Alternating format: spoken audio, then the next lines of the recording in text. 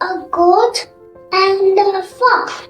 Once, by mistake, a fox fell inside the well.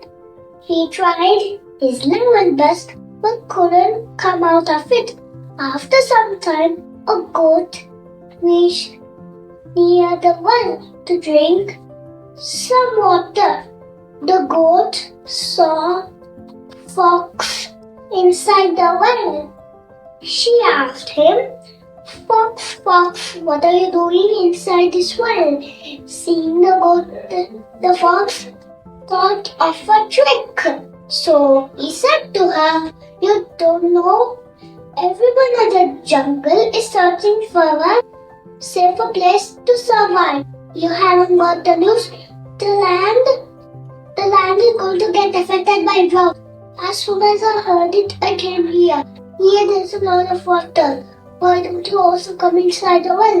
Trusting the fox, the fish goat jumped inside the well. Soon, the cunning fox jumped out of the well with the help of goat's back. The goat was trapped inside the well. Moral, it's better to think before we eat.